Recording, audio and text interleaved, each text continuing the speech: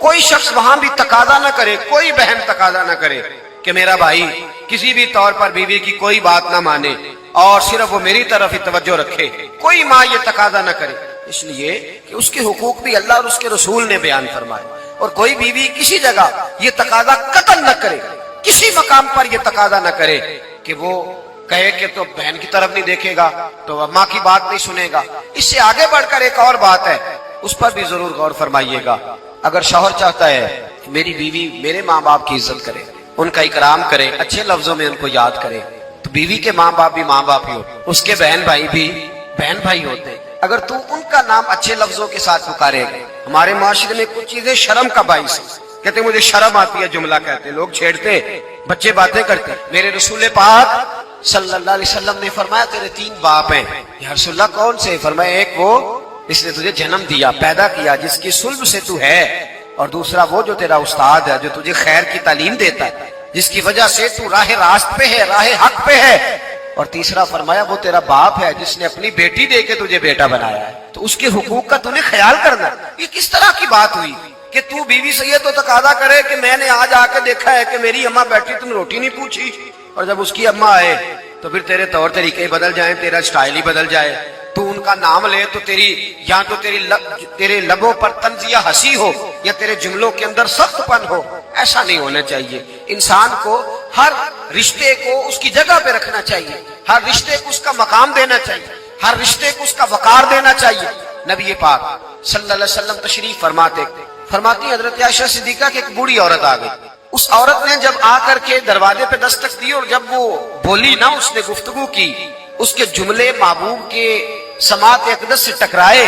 کہتے اللہ کے محبوب جلدی سے اٹھ کے بیٹھ گئے. حضور نے اس بوڑھی کا استقبال کیا اور حضور نے اسے بٹھایا. فرماتی ہر آنے والے مہمان کو حضور بڑی عزت دیتے تھے, بڑا نوازتے تھے, ہر آنے والے مہمان پہ بڑا کرم فرمایا کرتے تھے, لیکن اس خاتون کو زیادہ اعزاز دیا. اللہ کے محبوب علیہ السلام نے اس کے لیے کھانا منگوایا, کھجوریں دی, شہد کے ساتھ تواضع فرمائی. فرماتے وہ بی بی باتیں کرتی تو میں دلچسپی دیکھتی. کچھ مہمان ایسے ہوتے ہیں نا جو آئیں تو بندہ کہتا ہے اللہ کرے اب چلے جائیں نا کسی طریقے, اور کچھ ایسے ہوتے ہیں جن کو بندہ کہتا ہے اتنی بھی جلدی کیا ہے, ذرا ٹھہر جائیے, تھوڑا رک جائیے. دل کرتا ہے کہ وہ ذرا بیٹھے, ان سے کچھ اور بات ہو, کچھ بات اور آگے بڑھے. کس میں ہوتی ہے مہمانوں؟ محبوب پاک صلی اللہ علیہ وسلم نے بہت ہی زیادہ اہمیت دی. حضور محبوب کریم علیہ السلام جب وہ باتیں کرتی تو حضور دلچسپی سے سنتے, ان کے سوالات کے جواب بڑی گہرائی اور گہرائی سے دیتے. حضرت عائشہ صدیقہ فرماتی ہیں دیر کے بعد وہ بوڑھی اٹھی, کہا حضور اب میں چلتی ہوں. نبی پاک نے تحائف تیار کیے. ایک صحابی کو کہا ان کے ساتھ جاؤ اور تحفے انہیں دے دو. کہتے ہیں جب وہ بوڑھی چلی گئی تو میرے دل میں خیال آیا حضور اب مسجد جائیں گے, جب رات کو واپس آئیں گے نا پھر میں محبوب سے پوچھوں گی یہ خاتون کون ہے. لیکن حضرت عائشہ کہتی حضور تو گئے نہیں, لیٹ گئے. اور بڑی خوشگوار کیفیت میں نے دیکھی, حضور کی مقدس آنکھیں کھلی اور محبوب کے چہرے پر عجیب سی رعنائیاں. جناب عائشہ صدیقہ کہتی ہے میں آگے بڑھی اور میں نے قدموں پہ ہاتھ رکھ کے رسول اللہ صلی اللہ علیہ وسلم مہمان تو روز آتے, حضور یہ کاشانہ نور ہے, یہاں روشنی لینے والے تو روز آتے, یہ کون سی بوڑھی تھی کہ آئی ہے تو آپ نے اتنا استقبال کیا ہے, اس انداز میں وقت دیا ہے. یا رسول اللہ صلی اللہ علیہ وسلم پھر میں آپ کی کیفیات دیکھ کون تھی؟ کہتے حضور اٹھ کے بیٹھے اور میں نے حضور کی آنکھوں میں آنسو چمکتے دیکھے. محبوب فرمانے لگے عائشہ یہ میری پہلی زوجہ سیدہ ختیجہ الکبریٰ کی سہیلی تھی. یہ ختیجہ کی سہیلی تھی. فرمایا جب ہم مکے میں رہتے تھے تو یہ ختیجہ سے ملنے آتی تھی, ختیجہ انہیں وقت دیتی تھی, ان کا استقبال کرتی تھی. یہ کمزور ہوتی تھی تو ختیجہ تحفے دیتی تھی. فرمایا آج جب یہ دوبارہ آئی ہے تو پچھلی ساری یادیں میرے ذہن میں تازہ ہو گئی, وہ سارے خیالات تصورات پھر سے اجاگر ہو گئے. اور فرمایا میں نے وہ ساری نسبتوں کو, ان ساری باتوں کو نبھانے کی کوشش کی جو ختیجہ کا اس کے ساتھ رشتہ تھا. اور پھر بات اس جملے پر ختم کی, فرمایا حسن العہد من الایمان, فرمایا تعلق کو اچھے طریقے سے نبھانا یہ بھی ایمان کا حصہ ہے. تعلقات کو, عہد کو, پیمان کو اچھے طریقے سے نبھانا یہ بھی ایمان کا حصہ ہے. دیکھیے ہمارے جو رشتے ہیں, ہمارے جو تعلقات, کوئی شخص یہ تقاضا نہ کرے, کوئی تقاضا نہ کرے, کوئی خامند یہ تقاضا نہ کرے جب تو میرے گھر میں رہتی ہے تو اس پہ پابندی ہے, تو میکے نہیں جا سکتی, تو کسی سے ملاقات نہیں کر سکتی, تو کچھ نہیں کر سکتی. تو کیسے پابند کر سکتا ہے جب تو اپنے حق میں اس قدر زیادہ تو اپنے حق کے اندر مضبوط ہے کہ ذرا وہ بات کرتی ہے تو کہتے ہیں میری اماں ہے میرے ابا جی، اس میں شک بھی نہیں، عورت کو کرنا بھی نہیں چاہیے. تو اسی طرح کا رویہ ان کے ماں باپ کے حق میں بھی انسان کو رکھنا چاہیے. یہ بات درست ہے، انسانوں میں کمیاں ہوتی ہیں، کسی جگہ وہ بھول جاتے ہیں، تو پھر انسان کو یہ بھی سوچنا چاہیے کہ میرے عزیزوں میں بھی کمیاں ہیں، میرے اندر بھی کمزوریاں ہیں. ایک دوست نے ایک دفعہ ایک مضمون لکھا، ایک بات اس میں بڑی خوبصورت پڑھنے کو ملی. کہنے لگے کہ ایک میاں بیوی نے فیصلہ کر لیا. روز جھگڑا ہوتا تھا نا، روز جھگڑا ہوتا تھا، اور جھگڑا میاں بیوی کا اپنا کوئی بھی نہیں ہوتا، کسی تیسرے کی وجہ سے ہوتا ہے. جب بھی ہوتا ہے تو وہ روز جھگڑا ہوتا تھا، تو ہوتا تھا ماں باپ کی وجہ سے. تو جھگڑا اس بات پہ دونوں علیحدہ رہتے تھے، اس بات پہ جھگڑا ختم ہوا کہ اب تیرے ماں باپ آئیں گے تو میں نے کوئی پروٹوکول نہیں دینا، اور میرے آئیں گے تو تو بھی نہ دینا، ہمیشہ بیٹھے رہے. تو کہتے ہیں کہ پہلے بیٹے کے والدین آئے، دروازے پہ دستک دی تو ملازم نہیں کھولا، روٹی بھی ملازم ہی لایا. اور جب وہ رخصت ہونے لگے تو گاڑی تک چھوڑنے بھی وہ نوکر ہی گیا. کچھ ہی دن گزرے تھے تو بیٹی کا باپ ملنے آیا. وعدہ تھا کوئی پروٹوکول نہیں دے گا، ٹھیک ہے دونوں ہی نہیں دیں گے. لیکن دروازے کے باہر آواز گونجی ابا جی کی. بیٹی کے ہاتھ میں پلیٹ تھی، وہ ڈھب سے گری، ٹھا کی آواز آئی، دوڑی گئی، دروازہ کھولا، میرے ابا جی آ گئے. بٹھایا بھی، کھلایا بھی، چھوڑنے بھی گئی. پوچھا اس سے شوہر نے کہ تیرا میرا وعدہ تھا. کہنے لگی بات اس میں شک نہیں کہ وعدہ تو تھا، پر دل کی کیفیت کا کیا کروں. جب باہر آ کے والد بولے ہیں تو میں نے تو اپنے آنسوؤں کو بڑی مشکل سے روکا ہے. میں تو وہ خراج بڑی مشکل سے سنبھال پائی ہوں، وہ تو بڑی مشکل سے آنسو رکے ہیں، تو وجود کو کیسے روکتی. رشتوں کا جو آپس کے اندر گہرائی ہوتی ہے اس کو ہم کیسے توڑ سکتے. یہ ہمیشہ رہتے، انسان کو یاد آتا. دیکھیے کوئی بلا سکتا ہے کہ بچپن میں میں اپنے بہن اور بھائی کے ساتھ کھیلا کرتا تھا، وہ یادیں روز اسے آتی ہیں. وہ روز جب لیٹتا ہے تو وہ داستانیں اس کے ذہن میں آتی ہیں. کیسے ان تعلقات کو ختم کیا جا سکتا ہے. رشتہ داروں کے، بہن بھائیوں کے، میاں بیوی کے جو حقوق ہیں یہ سارے اپنی اپنی جگہ پہ رہیں گے تو اچھا گھر، اچھا خاندان، اچھا معاشرہ تشکیل پائے گا. مستدرک کے اندر حدیث ہے، رسول کریم صلی اللہ تعالی علیہ وآلہ وسلم کی پیاری زوجہ حضرت عائشہ صدیقہ رضی اللہ تعالی عنہ فرماتی ہیں نبی پاک کی بارگاہ میں عرض کیا گیا یا رسول اللہ صلی اللہ تعالی علیہ وسلم ذرا ارشاد فرمائیے گا عورت پر سب سے زیادہ حق کس کا ہے. حضور ذرا بتلائیے گا عورت پر سب سے زیادہ حق کس کا ہے. تو یہ کسی مفتی کا قول نہیں، یہ کسی دانشور کی رائے نہیں، یہ اس محبوب کا قول ہے جنہیں اللہ تبارک و تعالی نے دنیا میں راحت اور آرام دینے کے لیے مبعوث فرمایا ہے. یا رسول اللہ صلی اللہ علیہ وسلم عورت پر سب سے زیادہ حق کس کا ہے؟ تو حضور نے فرمایا اس کے خامن کا. اسی مجلس میں، اسی محفل میں وہ شخص اٹھ کے نہیں گیا، وہی شخص حضور سے سوال کرنے لگا حضور تو مرد پر حق کس کا زیادہ ہے؟ عورت پر تو میں نے پوچھ لیا، نیا شخص نہیں آیا، نیا آدمی نہیں آیا. اسی نے اسی مقام پر اسی جگہ کھڑے ہو کے سوال کیا کہ یا رسول اللہ صلی اللہ علیہ وسلم اب یہ بھی ارشاد فرما دیجئے کہ مرد پر سب سے زیادہ حق کس کا ہے؟ نبی پاک نے فرمایا اس کی ماں کا. عورت پر سب سے زیادہ حق کس کا ہے؟ اس کے شوہر کا. اور مرد پر سب سے زیادہ حق کس کا ہے؟ اس کی ماں کا. یہ حقوق کی تعین ہے جو نبی پاک صلی اللہ علیہ وسلم نے کر کے دیا. یہ حقوق کی وہ والی وضاحت ہے اور یہ ہر آدمی کا وہ والا مقام ہے جو میرے محبوب علیہ الصلوۃ والسلام نے اپنی امت کو خود بتایا ہے کہ یہ اس کی جگہ ہے اور یہ اس کی جگہ ہے. اب یہاں ایک بات اور قابل غور ہے، مرد کے عورت پر بھی حقوق ہیں، عورت کے مرد پر حقوق ہے. انشاءاللہ تعالیٰ ایک موضوع آ رہا ہے، اس میں ان چیزوں کی کچھ زیادہ وضاحت کروں گا، یہاں صرف اشارہ دیتا ہوں. نبی پاک صلی اللہ علیہ وسلم کی خدمت میں ایک عورت حاضر ہوئی، اس نے عرض کی یا رسول اللہ صلی اللہ علیہ وسلم مجھے بتائیے گا مرد کے کیا حقوق ہیں، اگر میں ادا کر سکتی ہوں تو شادی کروں. حضور ذرا بتلائیے گا. تو یہ حدیثیں ہم نے بیٹیوں کو رٹانی ہے، یہ حدیثیں ہم نے بہنوں کو یاد کرانی ہے. میرے نبی پاک علیہ الصلوۃ والسلام سے پوچھا، امام حاکم نے لکھا ہے کتاب البر کے اندر، اس کو ابن جوزی علیہ رحمان نے نقل کیا ہے، یا رسول اللہ صلی اللہ علیہ وسلم مجھے بتائیے گا خامند کے حقوق کیا ہیں. اور خاتون عرض کرتی حضور اگر تو میں ادا کر سکتی ہوئی تو نکاح کروں گی ورنہ نہیں کروں گی. اللہ کے رسول صلی اللہ تعالی علیہ وآلہ وسلم نے ارشاد فرمایا بھئی بات یہ ہے کہ اگر خامند کے جسم سے پیپ نکلے، ریشہ نکلے اور خون نکلے، عورت اپنی زبان سے صاف بھی کرے تو پھر بھی خامند کا حق ادا نہیں ہوتا. اور نبی پاک صلی اللہ علیہ وسلم نے وضاحت کر دی.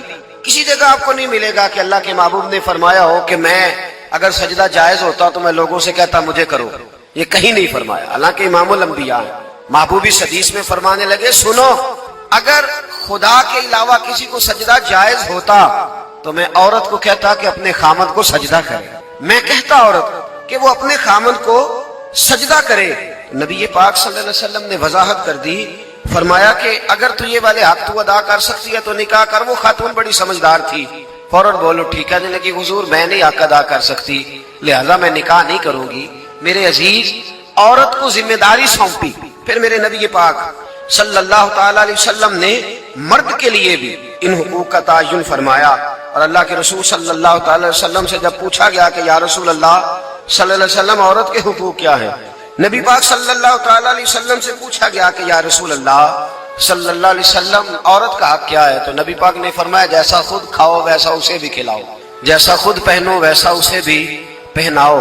اور حضور علیہ الصلوۃ والسلام نے فرمایا کبھی بھی عورت کے چہرے پر نہ مارنا، کبھی بھی اس کے ساتھ بغض نہ رکھنا، اسے کبھی بھی تکلیف نہ دینا، اور اسے اگر چھوڑنا ہوا تو اپنے گھر کے اندر چھوڑنا، یعنی اگر کچھ لمحے کے لیے ناراض ہونا ہوا تو اپنی ہی چھت کے نیچے، نکالنا نہ، بھیجنا نہ، رسوائی ہوتی ہے۔ جب وہ میکے جاتی ہے تو لوگ باتیں کرتے، اگر چھوڑنا ہوا تو اپنے ہی گھر میں چھوڑ دینا، کچھ لمحوں کو ناراض ہو لینا، کچھ ایسی بات کر لینا، لیکن جب اسے نکال دیتے ہو تو مسائل بن، جیسا خود کھاؤ ویسا اسے بھی، جیسا خود کھاؤ ویسا اسے بھی۔ تو نبی کریم سید عالم صلی اللہ تعالی علیہ وآلہ وسلم نے اس بات کی وضاحت کر دی۔ اب ایک بات جو قابل توجہ ہے، جس پر میں آج خصوصی طور پر بات کرنا چاہ رہا ہوں، وہ یہ ہے کہ نبی پاک صلی اللہ علیہ وسلم نے یہ بھی بتا دیا کہ ماں کا بڑا حق ہے، اور حضور نے یہ بھی بتا دیا کہ بیوی کا بھی حق ہے، جو تم نے خود کھانا ہے اسے کھلانا ہے، جو خود پہننا ہے اسے۔ اب مسئلہ پتہ کیا ہوتا ہے، بیوی کا مطالبہ ہے کہ تو سوائے میرے کسی کی نہیں سنے گا، وہ کہتی ہے کہ چونکہ میں آئی ہوں سارا کچھ چھوڑ کے، اب سوائے میرے تو کسی اور کی نہیں سنے گا۔ اماں کہتی ہے کہ چونکہ پیدا میں نے کیا ہے، پرورش میں نے کی ہے، جوان میں نے کیا ہے، تو حقوق میرے زیادہ ہیں۔ یہ حدیث اماں ضرور سنائے گی اگر اسے یاد ہوگی۔ اب اس کا نقصان یہ ہوتا ہے، اگر کسی عورت سے یہ پوچھا جائے کہ تو بتلا کہ بغیر ماں کے کوئی بچہ بڑا ہو سکتا تھا، تو اس نے پال پوس کے تجھے دیا ہے، تو تجھے کیسے کہہ سکتی ہے کہ تو کسی اور کی نہ سن؟ اور اگر اماں سے بندہ کہے کہ تو خود ہی گئی تھی اس کو دیکھنے، تو ہی اس کو لائی ہے، اب کس طرح کر کے یہ ممکن ہو سکتا ہے کہ خاتون خانہ جو نکاح کر کے آئی ہے، جس کے حقوق کا تعین خود نبی پاک صلی اللہ علیہ وسلم نے فرمایا، اس کو حق نہ دیا جائے؟ ہمارے ہاں نقصان یہ ہوتا ہے، ایک آدمی کہتا ہے کہ وہ میری سنی جائے اور میرے علاوہ کسی دوسرے کی نہ سنی جائے، بالکل میری حد تک معاملہ رہے، آگے نہ بڑھے۔ میرے رسول پاک صلی اللہ تعالی علیہ وآلہ وسلم کی خدمت عالی مرتبت میں جب ایک شخص نے عرض کی کہ حضور مجھ سے بڑا گناہ ہو گیا ہے تو میں کیا کروں، تو نبی پاک نے فرمایا جا کے اپنی اماں کی نوکری کر۔ ایک کوئی ایسا گناہ اس صحابی سے ہو گیا تھا جو دور جاہلیت کا تھا، شارحین نے لکھا ہے، اب وہ جن کے حقوق ضائع کیے تھے وہ مل نہیں رہے تھے یا وہ دنیا سے جا چکے تھے، تو اس نے حال پوچھا کہ حضور اب کیا کروں، تو نبی پاک علیہ السلام نے فرمایا جا اپنی اماں کی نوکری کر، اللہ تیرے گناہ معاف کر دے۔ اس صحابی نے فوراً کہا حضور میری تو اماں پردہ کر گئی، میری اماں تو وصال کر گئی، تو حضور نے ایک نیا حق بیان فرمایا، محبوب نے فرمایا جا کے خالہ کی نوکری کر، اللہ تیرے گناہوں کو معاف فرما دے گا۔ اور فرمایا خالہ بھی مثل ماں کے ہوتی، خالہ بھی مثل، تو جا کے حضور علیہ الصلوۃ والسلام نے تو خالہ کا حق بیان کر دیا، نبی پاک نے تو تعین کر دیا کہ تو نے نوکری کرنی ہے۔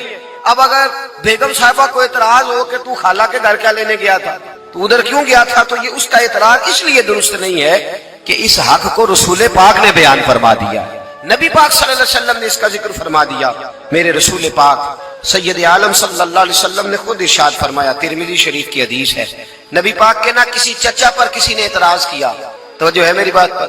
اب یہاں وضاحت نہیں ہے کہ وہ مسلمانوں میں سے تھے یا غیر مسلموں سے تھے، لیکن کسی نے حضور کے کسی چچا پر، ہمارا پتہ کیا حال ہے، چاچا تو بڑا دشمن ہوتا ہے نا، تو اس پر تو اعتراض کرے تو ٹھنڈ پڑتی ہے معاذ اللہ، لوگ کہتے ہیں فٹافٹ کر دو جملے اور کہہ دے، چاچا تو شریک ہوتا ہے، روز ابا بتاتا ہے، اماں روز تبصرہ کرتی ہے کہ بڑا ظالم ہے۔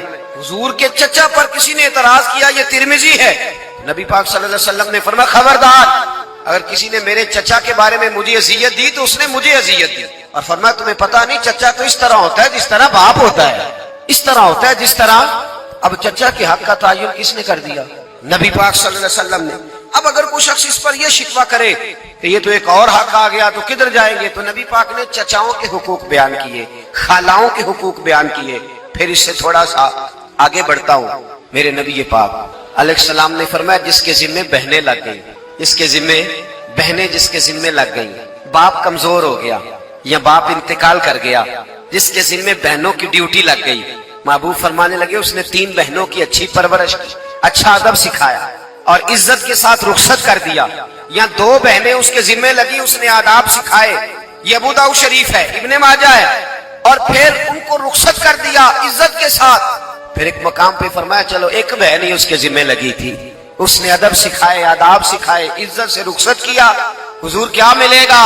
فرمایا باقی نیکیوں والوں کو ثواب ملے گا، جو بہنوں کا بوجھ اٹھائے گا جس طرح میری 2 انگلیاں جڑی ہوئی ہیں اس طرح میرے ساتھ جڑ کے جنت میں داخل ہو جائے گا۔ ابھی اس حق کا تعین کس نے کیا؟ نبی پاک صلی اللہ علیہ وسلم۔ اب اگر کہیں یہ کہا جائے کہ بس بھائی صحیح ہو گیا، تمہارا کیا کام ہے، تمہاری کوئی ذمہ داری ہے، تم نے کوئی ٹھیکہ اٹھایا ہوا ہے، تم کوئی زیادہ سیانے ہو، تم کوئی زیادہ سمجھدار ہو، تو اسے کہا جائے گا ذرا ٹھہر جا، اس طرح کی بات نہ کر، یہ وہ حق ہے جو میرے مصطفیٰ نے بیان فرمایا ہے۔ جہاں بیوی کے حقوق بیان فرمائے وہاں میرے نبی پاک نے بہن کے حقوق بھی بیان فرمائے۔ دیکھیے نا جناب ام ہانی حضرت علی کی سگی ہمشیرہ تھی، نبی پاک صلی اللہ علیہ وسلم کی چچا زاد بہن تھی، پر اللہ کے رسول ہمیشہ انہیں تحفے بھیجا کرتے، ان سے محبت فرماتے، ان کے بچوں کے ساتھ پیار کرتے۔ فرمایا علی کی بہن نہیں، یہ میری بھی بہن ہے، لہذا فیملی کا کوئی ممبر بھی، خاندان کا کوئی رکن بھی کبھی بھی کسی رشتے کے بارے میں یہ رویہ نہ رکھے کہ اسے توڑ دیا جائے، اسے ختم کر دیا جائے۔ ہاں اگر کوئی رشتہ دار بد مذہب ہو جائے، اگر کوئی کسی صحابی کا بے ادب ہے، اہل بیت نبوت میں سے کسی کا بے ادب ہے، اس کے عقیدے میں میل کچیل ہے، تو پھر اسے چھوڑنا نہیں چاہیے بلکہ اسے رخ موڑ لینا چاہیے، پھر تو ختم ہو۔ ہمارے ہاں یہ ہوتا ہے کہ بد مذہب جتنا مرضی ہو جائے وہ قبول ہے، لیکن اگر ہماری شان میں کوئی بے ادبی کر بیٹھا پھر قابل قبول نہیں۔ بد مذہب سے رشتہ توڑا جائے گا، بد مذہب بد عقیدہ سے رشتہ توڑا جائے گا، اس کے علاوہ اگر کوئی کمی ہے اس کی اصلاح کی کوشش کی جائے۔